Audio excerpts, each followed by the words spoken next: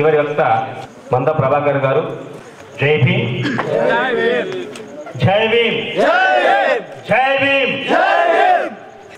అందరికీ ఈరోజు పాస్ శిక్షణ తరగతులకు హాజరైనటువంటి మిత్రులకు, నా బహుజన్ సమాజ్ రక్షకులకు, భావి చరిత్ర నిర్మాతలకు మరొకసారి పేరు పేరున జై భీమ్ తెలుపుతున్నా. ఇక్కడ కూర్చున్న వాళ్ళందరూ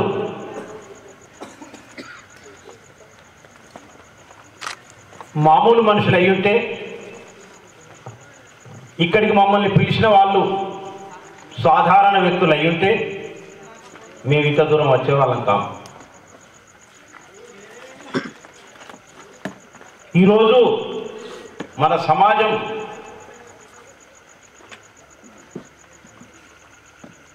చాలా ఆపత్కరమైనటువంటి పరిస్థితులలో చిక్కుకొని ఉన్నది, ప్రమాదపు అంచులలో ఉన్నది. మన మనుగడే ప్రశ్నార్థకంగా మారి ఉన్న సందర్భంలో మనం ఇక్కడ కలుసుకున్నాం.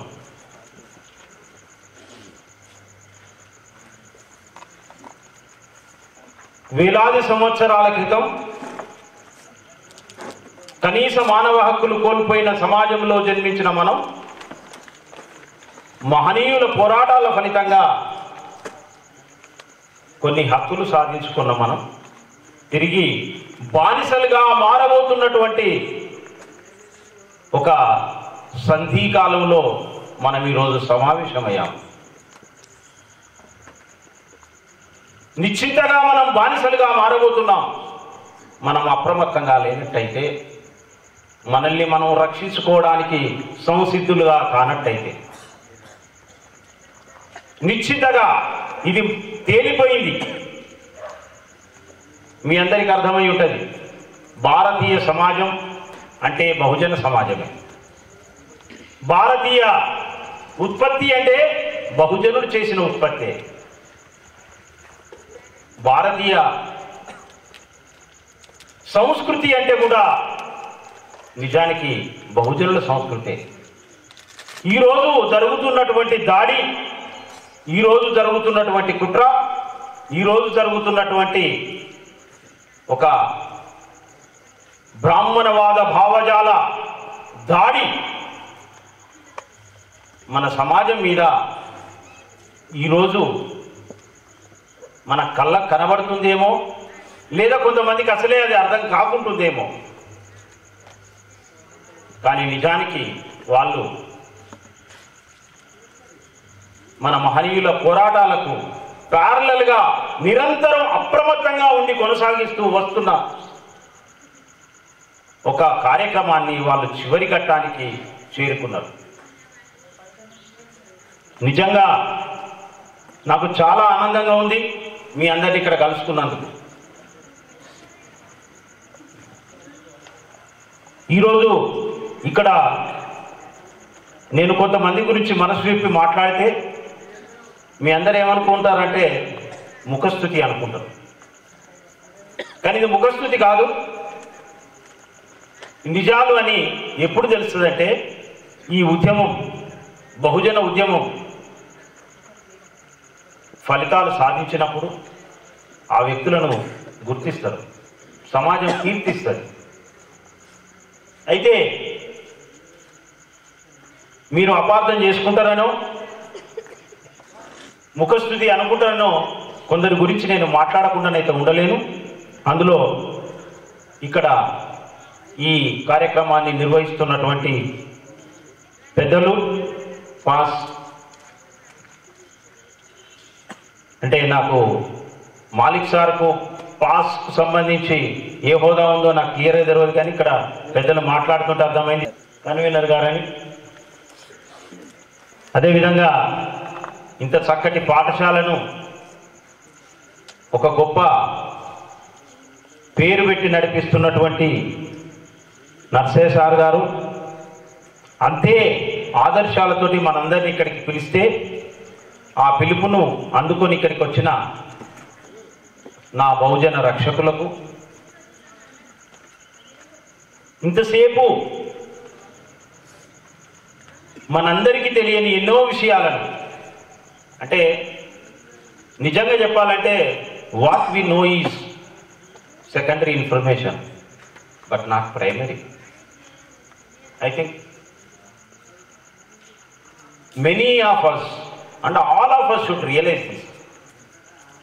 We read books, we collect some knowledge, but whereas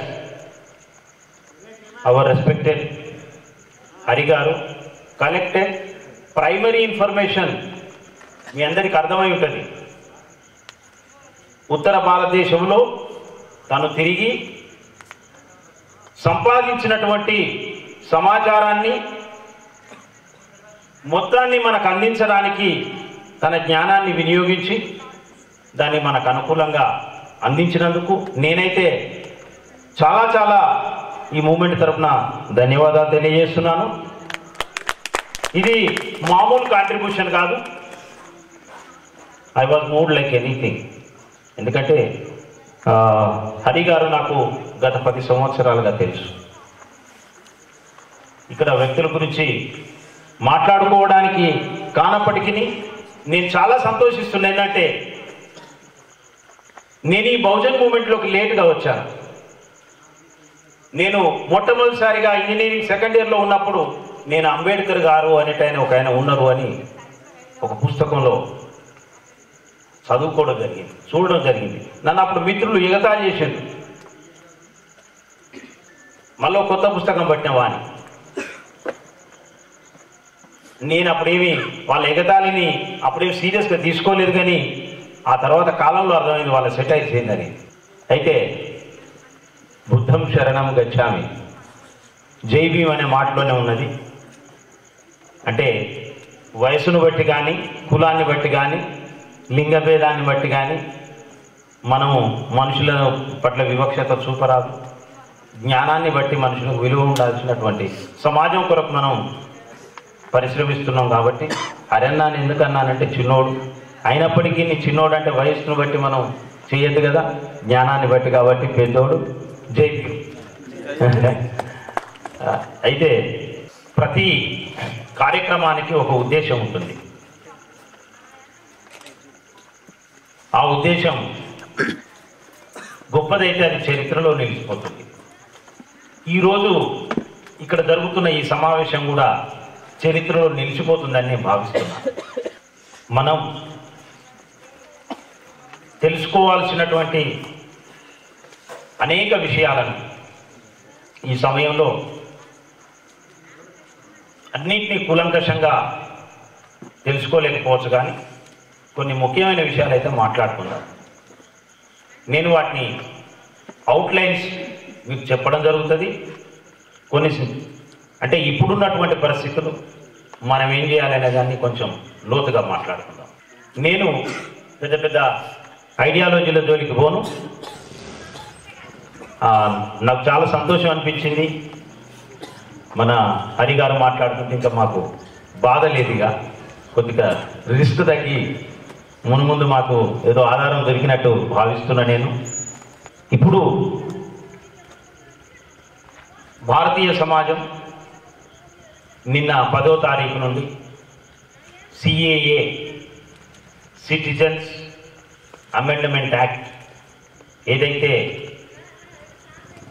అమల్లోకి వచ్చిందో 10వ తారీఖు నుండి దాన్ని ఎదుర్కోవాల్సి ఉన్నది. దానివల్ల ఎలాంటి పరిణామాలు జరగబోతున్నాయని మీరందరూ తెలుసుకోవాల్సి ఉన్నది. ప్రతిరోజు ఖచ్చితంగా పేపర్లు చదవండి. వాళ్ళు ఎందుకు ఈ ఉద్దేశాలు, అంటే వాళ్ళ ఉద్దేశం ఏంటి, ఎందుకు ఈ చట్టం తీసుకొచ్చిండ్రు అనేది తెలుసుకోవాల్సిన అవసరం ఉంది. నేనైతే మీకు చెప్పేది ఏంటంటే మనం ప్రమాదంలో ఉన్నాం. ఈ సమాజం ప్రమాదంలో ఉంది. ఈ ప్రమాదంలో ఉన్న సమాజాన్ని కాపాడడానికి మరి ఎవరు నడుము బిగించాలి? పొద్దున్న లేచి కూలికి పోయేటోళ్ళు వాళ్ళు కూలి చేస్తే తప్ప కుటుంబాలు గడవై, కాబట్టి వాళ్లకు ఆ పనికి పూనుకోలేదు. ముసలోళ్ళు చేతగా. మరి ఇంకా మిగిలింది ఎవరు? యువత. ఈ యువత పూనుకోనట్టయితే మన సమాజం మళ్ళీ బానిసత్వంలోకి వెళ్ళిపోతుంది. మీరు ఒక ఎగ్జాంపుల్ తీసుకోండి. ఒక కుటుంబం లోపల యువకులు ప్రయోజకులైతే, శక్తివంతులైతే ఆ కుటుంబానికి గౌరవం ఉంటుంది, లేదా ఆ కుటుంబం బ్రతుకుతుంది. ఈ మన బహుజన కుటుంబానికి సంబంధించినటువంటి యువకులు కనుక వాళ్ళ భవిష్యత్తును రక్షించుకోవడానికి ఉద్యమించినట్లయితే, వాళ్ళ హక్కులను కాపాడుకోవడానికి ఉద్యమించినట్లయితే, మీ తండ్రులుగా ఉన్న మేము, లేదా మీకంటే ముందున్నటువంటి కొంతమంది చేయలేనటువంటి పనులను చూసి నీరసించకుండా ఉన్నట్టయితే మీరు కొంచెం ముందుకు దుమికి ఈ పనిలోకి వెళ్ళండి. మేము చేసిన పనులను తప్పుపట్టి మీరు అక్కడే ఆగకండి. చేయలేకపోయినవి కొన్ని ఉంటాయి, చేయగలిగేవి కూడా కొన్ని ఉంటాయి. కానీ ఇప్పుడు మీరు చేయాల్సిన పని గురించి అయితే మనం మాట్లాడుతాం. మీరు అంటే మీతో పాటు మేము కూడా, మేము ఉంటాం. ఎట్లుంటాం, ఏమైందో కూడా మాట్లాడతాం. భారతదేశానికి రాజ్యాంగం అనేది మార్చడానికి, రాజ్యాంగం అనేది ఒకటి ఉంది, దాన్ని మార్చడానికి మనవాదులు ప్రయత్నం చేస్తున్నారు. ఆ ప్రయత్నం చేస్తున్నటువంటి క్రమంలో వచ్చిందే సిఏఏ అనేది ఇప్పటికే మీ అందరికీ అర్థమై ఉంటుంది. ఈ నేపథ్యంలో ఇక్కడ ఏర్పాటు చేసినటువంటి శిక్షణా తరగతులు నిన్నటి నుండి ఇప్పటి వరకు అనేక మంది పెద్దలు నాకంటే అన్ని రకాల గొప్పవాళ్ళు, కొందరు చదువులో గొప్పవాళ్ళు కావచ్చు, కొందరు జ్ఞానంలో గొప్పవాళ్ళు కావచ్చు, కొందరు ఇంకో రకం, మొత్తానికైతే నాకంటే అన్ని రకాల పెద్దవాళ్ళు ఇప్పటి వరకు మాట్లాడున్నారనేది నాకైతే అర్థమైంది. నేను బహుజన ఉద్యమంలో పనిచేస్తున్నాను కాబట్టి ఆ ఒకే ఒక కారణంతో ఆ బహుజన ఉద్యమానికి సంబంధించినటువంటి విషయాలు నన్ను చెప్పాల్సిందిగా నన్ను ఇక్కడికి ఆహ్వానించినటువంటి పెద్దలకు ధన్యవాదాలు తెలియజేస్తూ నాకు ఇచ్చినటువంటి ఈ టాపిక్ను మీ ముందు వీలైనంత తక్కువ సమయంలో వివరించడానికి నేను ప్రయత్నం చేస్తాను sir. Please.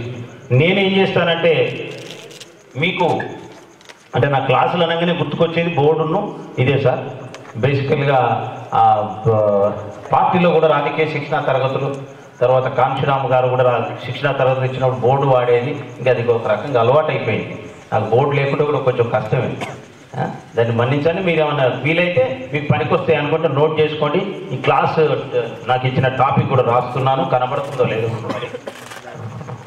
Political power to Bahujans, the action plan of BSP and other political parties. చాలా మంచి టాపిక్ అయితే ఇచ్చారు. మీ దగ్గర నుంచి తెలుసుకోవాలనుకుంటున్నా. దాన్ని మీరు దయచేసి పరీక్షగా మాత్రం భావించదు. నా ఉద్దేశం ఏంటంటే కొంచెం ఇంటరాక్టివ్ మోడ్లో ఈ క్లాస్ ముందుకు తీసుకెళ్దామని, అంతే తప్పితే నేను మీకు నేను మిమ్మల్ని అడిగితే మీరు దాన్ని మమ్మల్ని ప్రశ్నించిండు, మాకు పరీక్ష పెట్టిండని మాత్రం భావించదు దయచేసి. ఇక్కడ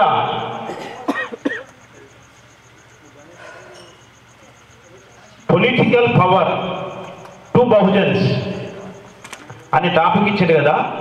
ఇప్పటికీ బహుజనులు అనే పదాన్ని నిన్నటి నుండి ఇప్పటి వరకు అనేక సార్లు వినుంటారు. అయితే ఈ బహుజనులు ఎవరు?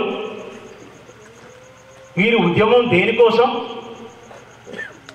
అసలు దేనికోసం ఈ ఉద్యమం? అయితే ఈ బహుజన ఉద్యమం ఇప్పుడు ఎక్కడి దాకా వచ్చింది? ఇప్పుడు ఎక్కడున్నది? ఈ బహుజన ఉద్యమాన్ని ప్రారంభించింది ఎవరు? కొనసాగించింది ఎవరు? అంబేద్కర్ గారు ఎక్కడ వదిలిపెట్టి వెళ్ళాడు? కాంశీరామ్ గారు ఎక్కడి నుండి ప్రారంభించి ఎక్కడి దాకా తీసుకొచ్చిండు? ఇప్పుడు ఎక్కడుంది మన రాష్ట్రంలో? మనం ఎక్కడున్నాం? ఈ నుండి ఎక్కడికి పోవాలి? ఇది నేను చెప్పాలనుకుంటున్నా.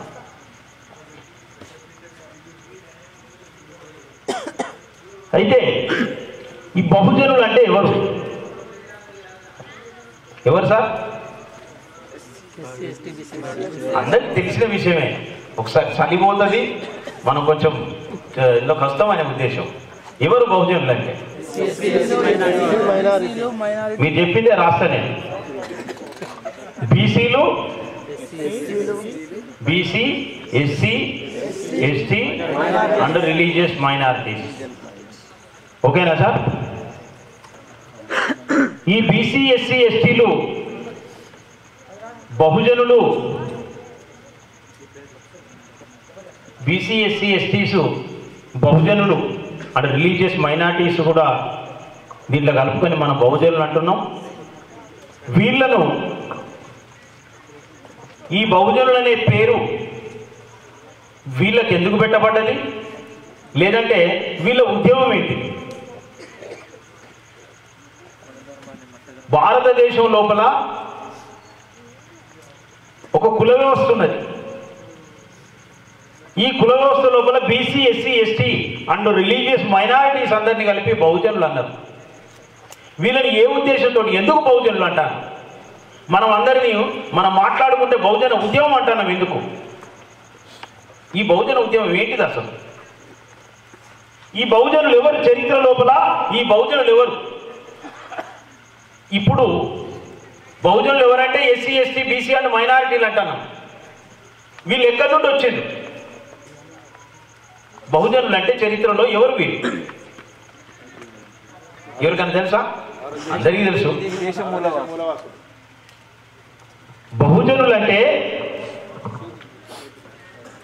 మన మహాత్మా జ్యోతిబా పూలే ప్రకారంగా వీళ్ళంతా శూద్రులు.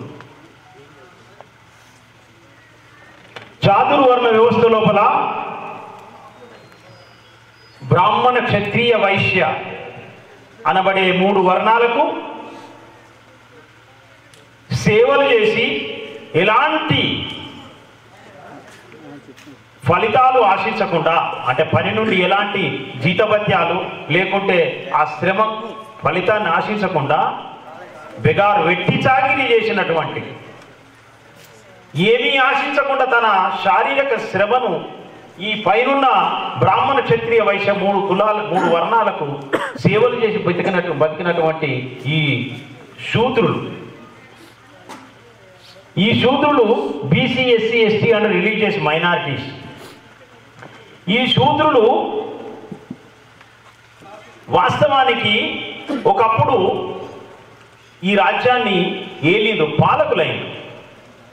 పాలకులైనటువంటి శూద్రులు భారతదేశంలో గులాంగిరిలోకి వెళ్ళిపోయారు. ఆ గులాంగిరి నుండి బయటపడ్డటువంటి మన శూద్రులకు మన మహనీయులు పెట్టినటువంటి పేరు బహుజనులు. ఎందుకు ఈ బహుజనులని పెట్టిండ్రు అని అంటే దాని వెనక కాంశీరామ్ గారు కూడా దీనికి వివరణ ఇస్తాడు. ఏంటి అంటే, శూద్రులు అనేది ఓడిపోయినటువంటి ఒక జాతిని సూచిస్తుంది. శూద్రులు అనే వాళ్ళు ఓడిపోయింది, రాజ్యాన్ని కోల్పోయింది, మోసపోయింది, మోసగించబడ్డారు, కులాలుగా విడగొట్టబడ్డారు ఈ శూద్రులు అనేవాళ్ళు. అదే బహుజనులు అంటే వీళ్ళు మళ్ళీ మోసపోవద్దు, మళ్ళీ విడగొట్టబడద్దు. వీళ్ళందరూ సమతా సమాజ నిర్మాతలు కావాలి. సమతా సమాజ నిర్మాతలు కావాలి. Equilibrium state. Hour society should be in equilibrium state which will not be moved under any circumstances, which will not be disturbed at any situation, even under the forces acting simultaneously from different directions. Our should not be moved, our society should not be disturbed, our mind should not be moved. This is equilibrium, this is samata. ఏకకాలంలో అనేక కోణాల నుంచి అనేక బలాలు పనిచేసినప్పటికీ, ఏకకాలంలో first thing అనేక direction నుంచి అనేక బలాలు పనిచేసినప్పటికీ కూడా కదలలేని స్థితిలో ఉన్నట్లయితే అది సమతా స్థితి. ఇప్పుడు మనం నిర్మించబోయే సమాజం ఎట్లుండాలని ఆశించిందంటే, ఇంకా ఎవ్వడు ఎన్ని బలాలు ప్రయోగించినా our society should not shake. ఇంత కూడా వనకద్దిగా, వణికేది లేదు, డిస్టర్బ్ అయ్యేది లేదు. శూద్ర జాతి ఏమైపోయింది? శూద్రవర్గం వాళ్ళు పన్నిన మాయోపాయాలకు, వాళ్ళు పన్నిన కుట్రలకు it was divided, it was destructed and they were made slaves. గులాంగిరిలోకి నెట్టివేయబడ్డారు. ఇప్పుడు మనం నిర్మించబోయే సమాజం అట్లాంటిది కాదు. అది బహుజన్ అనే వర్డ్ అక్కడి నుండి దానికోసం, సమతా సమాజం కోసం తీసుకోబడ్డది. ఇది మనం అర్థం చేసుకోవాల్సి ఉన్నది. అయితే ఈ బహుజన్ మూమెంట్, బహుజన ఉద్యమం ఏంటిది అసలు? నిన్నటి నుంచి మాట్లాడుకున్నటువంటి వాటిలోకి వెళ్ళి మీరు ఒక ఆన్సర్ చెప్పండి. బహుజన ఉద్యమం దేనికోసం, ఎప్పుడు మొదలైంది? అసలు బహుజన ఉద్యమం ఏంటిది? బహుజన ఉద్యమం విడిపోయిన వాళ్ళను కలపడం, అశోక రాజ్య నిర్మాణం. అందరూ అంబేద్కర్ గారి అంటే ఇచ్చినటువంటి, అంటే అంబేద్కర్ అన్నతోటే చెప్పే మాటలు మూడు చెప్తారు. ఎడ్యుకేట్ తర్వాత ఏంటి సార్? ఆర్గనైజ్.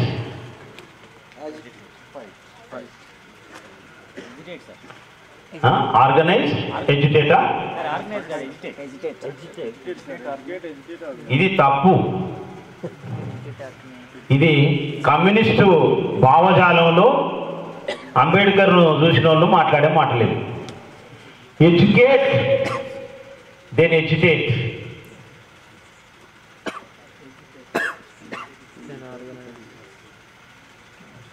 తర్వాత ఆర్గనైజ్. ఆర్గనైజ్ ఏంటిది? Organise a society which is on egalitarian values. Egalitarian values ప్రకారంగా ఒక సొసైటీని మనం నిర్మించాలి. ఒక సమాజ స్థాపన అంటారు కదా మనోళ్ళు. అన్ని వర్గాల వాళ్లకు రిప్రజెంటేషన్ ఉండే విధంగా, అన్ని కులాల వాళ్లకు రిప్రజెంటేషన్ ఉండే విధంగా ఆర్గనైజ్డ్ సొసైటీని ఆర్గనైజ్ చేయడం అంటే నిర్మాణం. ఇది యాక్చువల్లీ ఆర్గనైజ్ అంటేనే, ఆర్గనైజేషన్ అంటే ఏ system which is interlinked and interdependent and with various levels, powers with various levels, powers at various levels అని డెఫినేషన్ ఎంబీఏ స్టూడెంట్స్ ఉంటే చదువుకొని ఉంటారు. నేను చదువుకున్నప్పుడు అది బట్టి. సో వేరియస్ లెవెల్స్లో పవర్స్ ఉండి, that levels must be interlinked and interdependent, then that is called organization. So to organize such a society which is unshaked and also which is not easy to destroy, it is not easy to destroy, అలాంటి ఒక సొసైటీని organise చేయడం కొరకు మనం educate చేయాలి. ఇప్పుడు educate చేయాలి, agitate చేయాలి, ఫైనల్గా మనం ఒక సొసైటీని నిర్మించుకోవాలి. ఈ సొసైటీ నిర్మించుకోవాలంటే ఇప్పుడున్న సొసైటీని ట్రాన్స్ఫార్మ్ చేయాలి.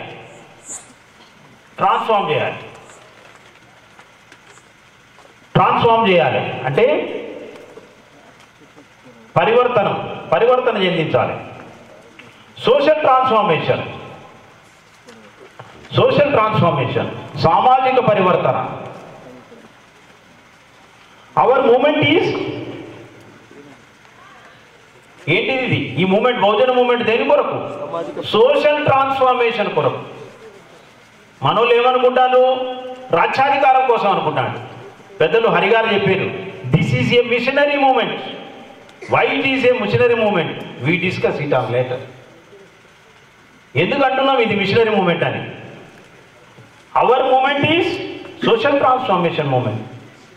ఓకేనా? సోషల్ ట్రాన్స్ఫార్మేషన్ అంటే ఈ సోషల్ ట్రాన్స్ఫార్మేషన్ ఎప్పుడు సాధ్యమవుతుంది?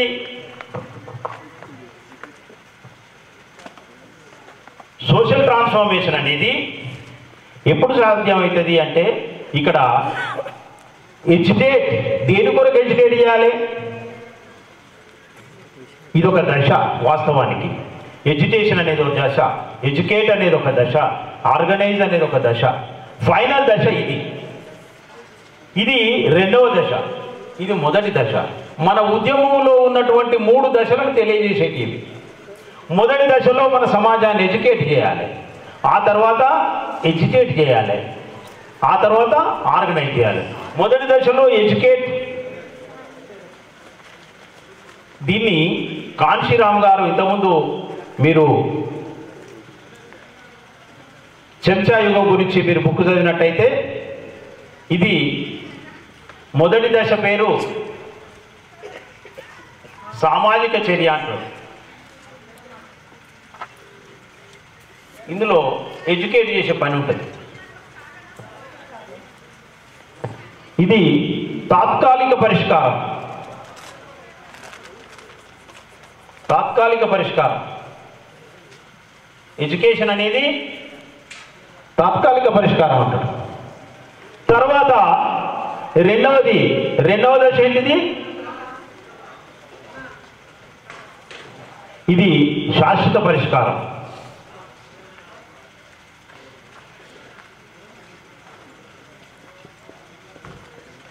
శాశ్వత పరిష్కారం రెండవది.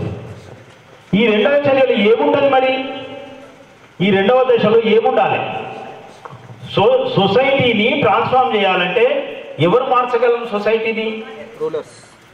Rulers can change that society. Only rulers can change the society.